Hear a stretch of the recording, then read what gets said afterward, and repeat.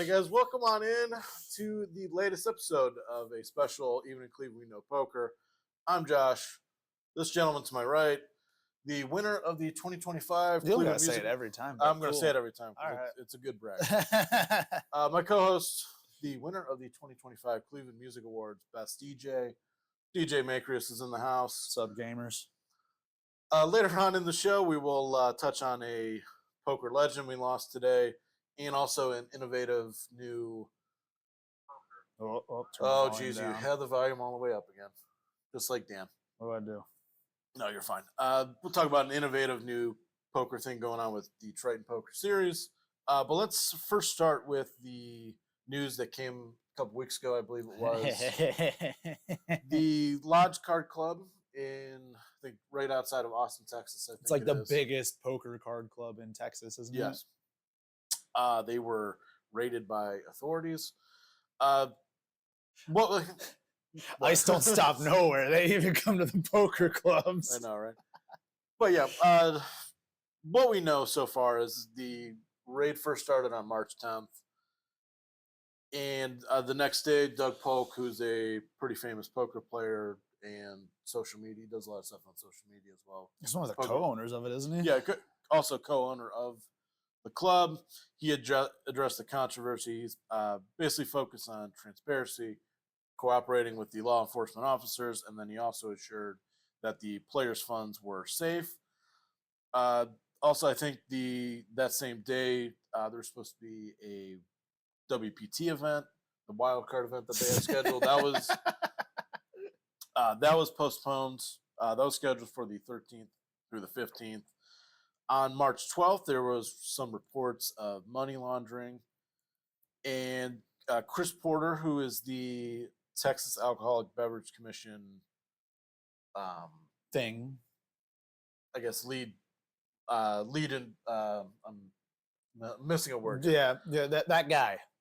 He's the director. I wrote it down. There we go. If I would just read my notes. Got to change the can off the screen there. It's all right. He said he told PokerNews.com that he executed a search warrant that was focused on money laundering and illegal gambling. I know some people thought it was just maybe, I guess, just simple gambling infractions or stuff like that, but I guess it was a little bit more serious. Yeah, they were like illegal gambling. What was it? Money laundering. Yeah. Is all the stuff that they released on it. Like, dude, what the fuck? Stuff like that. And then on March 15th, the club came out and said that their assets were frozen, but there was no formal charges filed as of the 15th. They're still closed right now. Yeah, they're still closed, so they're still not operating. On March 16th, Doug Polk issued a formal statement, which I will read to you guys. He said, quote, "I did not participate in and still have no knowledge of any money laundering in the operation of the lodge. I understand that some people assume that because there was a search warrant, a crime must have been committed, but that's not really how the process works. A search warrant is just one step in an investigation based on an affidavit from law enforcement." Which, I mean, nothing. I did not know the age of that woman. And then on March 17th, the details of the search warrant were released. It was basically just looking for specific financial records, and also it highlighted some details from the undercover agents that were there, kind of just doing their investigation. And yeah, they like slipped through without a membership card, all that kind of shit. Yeah, for sure. So, I mean, what were your thoughts on the whole? Dude, I started laughing so hard when I saw the picture of just all the poker players with their hands behind their head. Yeah. I was like, someone's in the middle of trying to do a huge bluff, and that comes in, they just completely lost it. You see law enforcement officers come in out of nowhere, like, what the hell's going on here? But no, honestly, anytime I see something like that where it's like a huge name of something and it's like, oh, police are investigating, I'm not really shocked. Yeah.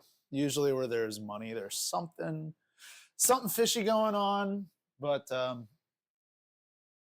curious as to what it's going to do for the rest of the poker clubs in Texas. Sure. Yeah. I would love to play poker in Texas one time because allegedly everything's bigger in Texas. I'm hoping that's true. Yeah. Hoping. Wink, wink. But I'm listening. yeah, it's like you just got to kind of watch it now and see what happens. No, for sure. And then also, like, yeah, it does potentially highlight, like, I did read in some articles, like, it could just, we'll see what happens just with the future of those kind of card rooms Yeah. in Texas. Cause I would assume that, like, in your proper casinos, I guess, poker rooms there would be still legal. Yeah, I mean they've got so many licenses there.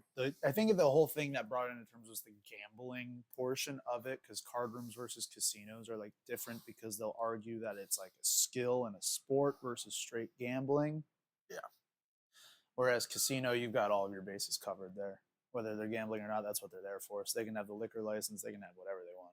Yeah. Then I also know just from the poker rooms that are here in Northeast Ohio that, I mean, it's the whole thing is where it becomes illegal is if the house is taking a rake Yes. or whatever you want to call it. So as long as the house is not taking money specifically from the pot, or from the players, and just kind Yeah. of pocketing it, for lack of a better term. But if they're charging membership fees and things like that, or That's how they can get around it a little bit. yeah, like that's your, I guess, kind of gray area, Yeah. if you will. I mean, honestly, like if you want to have a club room, you want to have a designated dealer, you gotta fucking pay something to it. So that's where it's like, yeah, pay the membership fee, pay the time chips, whatever it is that you do. Shout out Big Stack Poker, hit them up. Yeah, located off Euclid Avenue in Willowick. I think so. Yeah, I've been there in a Wycliffe- hot minute. I Wycliffe, gotta come sorry. back. I miss you, Brian. In case you ever see this, I miss you. I know, right? But yeah, like, so, like, things like that, because like I said, if how they can get around it without just taking a rake or whatever, you get membership fees, you charge time for sitting at a poker table or whatnot, but also, like, it's a good alternative, because I do think that if a casino in whatever area you're in has a monopoly, if you will, just on the poker room, it's not really. I don't think it's Brian really, in the chat with the address. Hell yeah. What's Oh, up, Brian? Oh, did he really? I can't see comments right now. Sorry, but yeah. And also, like, so Brian, if you're still watching, man, I mean, you're obviously a lot more of an expert, I guess, on this sort of thing than I am. But yeah, I mean, we'll see. I mean, I think poker room should be a legal thing. I don't know if taking a rake or whatever, but maybe some sort of, I guess, clear legislation on it would probably be Yeah, I good. mean, like in my eyes, a rake isn't like the end of the world. Ultimately, to like dealers and staff at those places, I feel like when you don't take a rake, normally the bigger the pots, the bigger the tip the dealer gets, and they're the ones that are sitting there spending their whole time there. Always take care of your dealers, 100%. But sometimes those rakes, quote unquote rakes, as long as it's not like pure profit, sometimes a lot of the time they invest it right back into like the promo funds for everybody. So Yeah. it's like all the different stuff that they're doing that you can make big bucks on.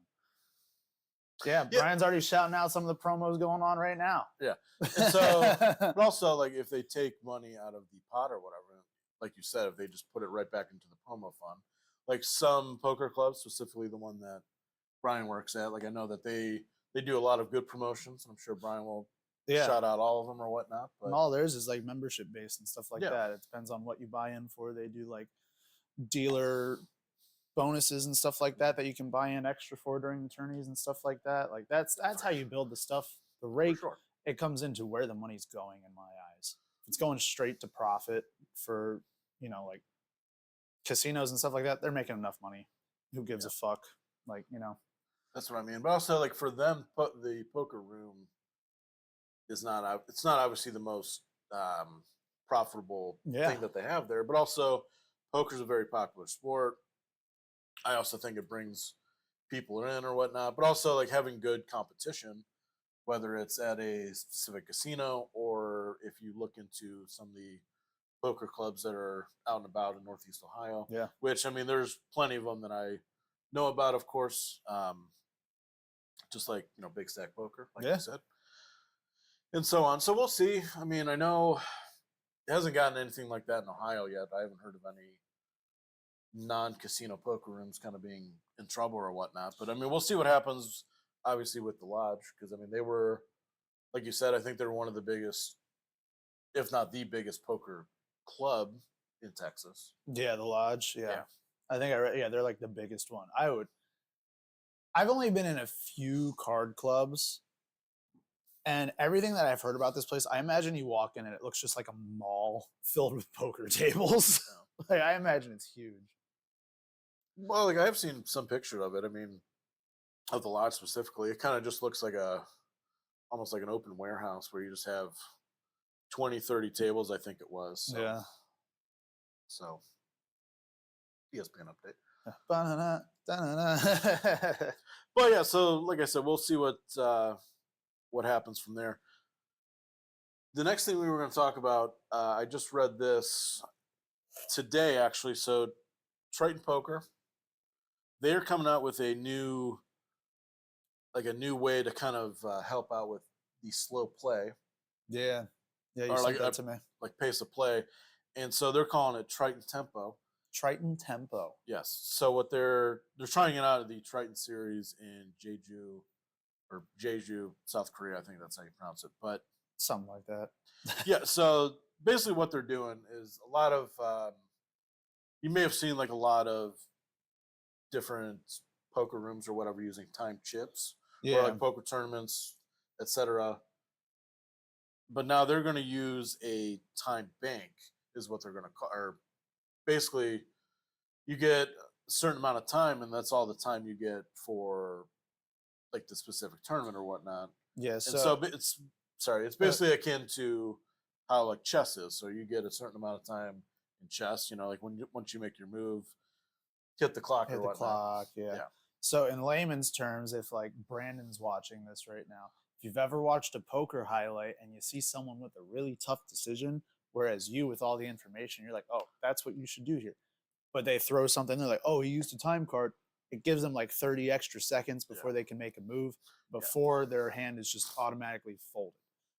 They're talking about going like chess, where it's like, oh, okay, you've got 10 minutes total for your thoughts. Yeah. Anything past that, you're on the clock. Then once you make a decision, you're off that. I kind of like that. I'm not gonna lie, I like that. I mean, I don't know how they get the time chips. Do they just start with time chips in the beginning and they have that many? I think they, Brian, if you're still watching, you might know this as well, but I'm pretty sure that you might get a certain amount each level, and then you might get a new one per new level. So like Okay. once the blinds increase or whatnot, if you're playing tournament, I think that's when you get more, I believe. I think. Okay, I've never been in a. Yep, see, Brandon's there. I told you. What did Brandon say? I said in layman's terms, I'll explain it to Brandon. He goes, Okay. "Yep, I'm here." Sounds good. But yeah, also like a couple legends were all about it. Negreanu, Phil Hellmuth, they were both in favor of it, basically just calling it like a more innovative way to help with the slow play and pace of play, and also that being more fair than giving time chips or whatnot. Yeah, I like it because I mean that is the worst part of poker is when, especially when you're not in the hand and it's like, it's not really a huge decision, but for some reason they take forever on it sometimes. Well, depending on the stakes of cash game, I think in general, the pace of play is okay. So like if somebody does take a little bit of time to make a decision, I don't think that's the end of the world. Yeah, but when it's every hand, that's where it Yeah. comes into like, okay, come on, dude. I know, but also like I don't know if we've touched on it in the first two episodes, but just the pace of play where people just aren't paying attention, that annoys me more. Mhm. If you're constantly just not keeping up with the action, Yeah. like if it's on you, it's on you, and then okay, you take a few seconds just to kind of analyze what you Remember what just happened. yeah. Like that happens when it's Well, every hand. It's like, oh, yeah. come on. Well, even dude, like pay attention. Well, even like pre-flop and post-flop. Yeah. Like if you're doing that, I personally am okay with that. But if you're constantly on your phone and just not paying attention, like so if I act and then you're the guy at the table who's just not really paying attention, doing whatever. Oh, it's on me. Yeah. What happened? What happened? That's more annoying if that. What happened? Like if that constantly happens with a player, I think, but that's more annoying. But I'm also like, kind of with this new thing or whatnot. I mean, I kind of like it. I mean, I didn't see the exact time they get for the tournament, but I would assume it's, like 10, 15 minutes or just whatever table you're at, Yeah. or if it's per level or I would imagine it's Per- per level, probably. per day maybe as well. I'm not Probably sure. per level. They probably give them like 3 minutes or something. There's no way you Yeah. have like 10, 15 minutes. That's a lot of time. But no, I mean, we'll see. I think that's a interest. Like Negreanu, I believe, who said it was an innovative way to kind of combat the pace of play or whatnot. But Yeah. I think one, that's going to be good for the pace of play, and number two, that's going to lead to some interesting situations to people who don't like a timer going. There's some people who get so much anxiety Yeah. from just having a timer on them, no matter how short it is. That'll be interesting. But yeah, we'll see how that goes. Like I said, I just read that today, so they're trying it out this week at the Triton Series over in Jeju. The next thing we're going to talk about is, unfortunately, we lost a poker legend and author today, David Skolansky.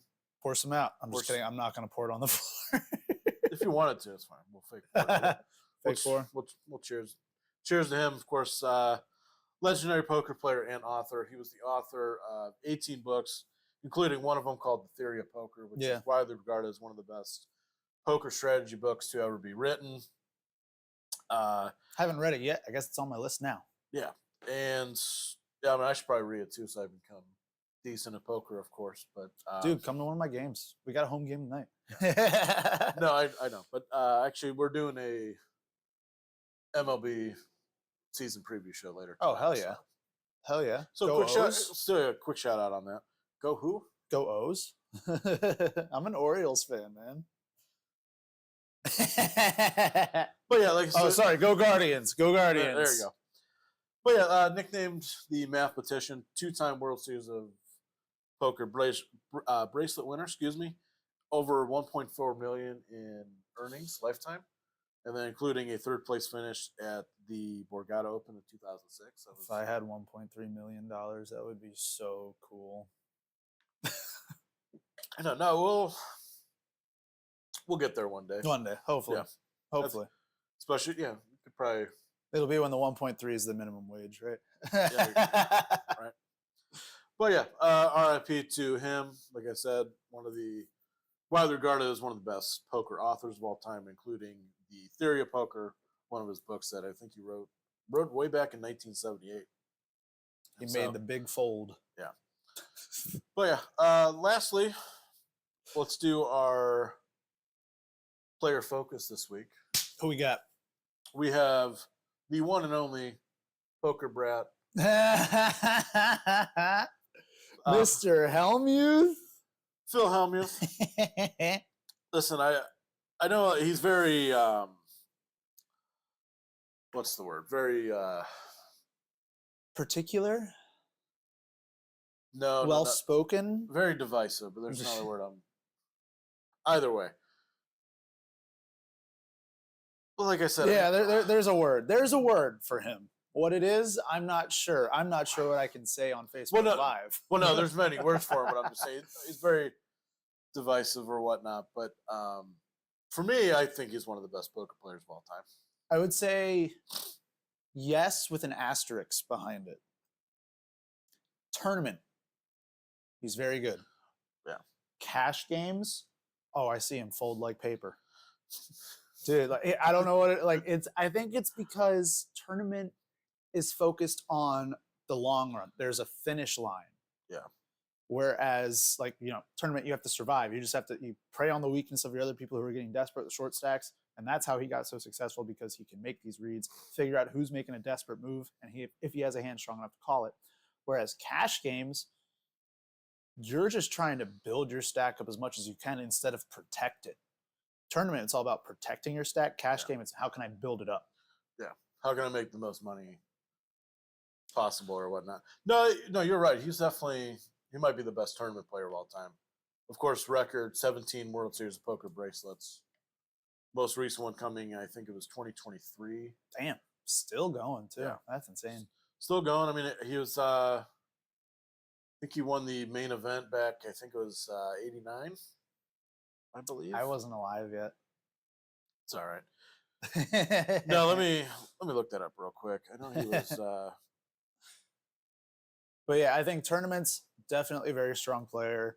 He has he calls it his white magic, I think, where he can Yeah, catch some 1989. Sorry. reads on people that he makes crazy folds on or crazy moves on them. He trusts his gut on certain things, and that comes down to just knowledge of poker and how you can read people. And then he actually uses his little poker brat. Now, not like the Charlie XCX, like brat, like he's a fucking dickhead in the middle of a game, and he uses that to get people on tilt to his advantage. Yeah, but also like in that same vein, he can get on tilt pretty quick too, just by So fast. Yeah. So fast. Watching him get tilted in a cash game is funny. Dude, that's like majority of his highlights you see nowadays is Phil Hellmuth on tilt from Tony G or something in the middle of a cash game. He's like, "What the fuck? How did you even do that? How did you? What the fuck? Are you? No, all right. No, it's funny. Tony G especially would get him on tilt really quick. And then I remember some way back in the day for I think it was either Poker After Dark, and then it was the first series of High Stakes Poker, where Mike Manisow would just get him all sorts of on tilt as well, which was it's like which was funny as hell to me. But cash games you actually see him get angry. Yeah. Tournament, it's kind of like strategy for him then, where he's like saying stupid shit. Where he's like, "Why are you doing that? Well, I'll just take your money. It's fine." He does like what Tony G does to Hellmuth during a cash game. Right. But yeah, just trying to listen. I know he's won other tournaments. I'm trying to find out how much money he's won. More than me in his career, so I'll look that up real quick. But Phil Hellmuth. That's a fact. Sorry, our producer ever didn't show up, or he would look this up for me. Yeah, hey God, look that up quick. It's a joke. We don't have a producer. Phil Hellmuth total winnings. I hope everyone had a good weekend. If you didn't, it's because you weren't at Erie and Vine on Saturday. I was DJing. Yeah, I'm there again this Saturday. Come through. So I looked it up. So he has over 30 million total in winnings. So that's not bad at all. If I had $30 million, that would be so cool. Right. Well, yeah. Anything else about Phil Hellmuth? No, I mean, I think, he's a strong player. He has his strengths. And I feel like his ego gets the best of him sometimes. Yeah. That's his weakness, where he won't recognize that tournament's different than a cash game, and an exploitative player can take advantage of that. Yeah. Also, one of the other things as well. Exploitative. Yeah. Like he does. I mean, he makes, I think, disciplined laydowns, but it's also he's got to know that he's a target for all these players who want to just play the random bullshit hands against them. Yeah, and that comes back down to the tournament mindset of, I have to protect my stack, instead of, this guy's full of shit. Right. Or, okay, there's a flush on the board, but nobody acted on it. I have the straight. How can I bet for value instead of defense? That's his big thing. He always goes for defense instead of value. Yeah, for sure. And he gets the folds, but he could have gotten money on top of it at Showdown. That's right. That's all I have. Do you have any other comments? Did you get a haircut? I did not know. Looking handsome today. Thanks, buddy. I appreciate it. Well, yeah, that's all we have. I know you said, obviously, your shout out when you're at Erie and Vine. Yeah, I'm there this Saturday. I'm there Thursday, too. We're doing like ladies' night, doing 3 DJs out there. I'm the last one. I go for my thing at, what time was it? 10 to 11. 10 to 11. Is that what it was? Yeah. Saturday, I'm there from 9 to 1, maybe 2. I might be there Friday. I don't know. That one's still up in the air. Sounds good. Come through, hang out. Yeah, come watch you DJ. Cleveland's best DJ for 2025, baby. Anything else going on with the All About You Entertainment? Honestly, it's a lot of stuff at Erie and Vine lately. Trivia, all that kind of stuff. Check us out on Facebook, All About You Entertainment. You can follow me on Facebook, Makrias Official, MAKRIAS. Hit me up, baby. Sounds good. All right, that's all what we have time for today on our third episode here. Thank you to Brian. Thank you to everyone else who watched and commented for us. We will be back again soon with the latest poker news. Yeah.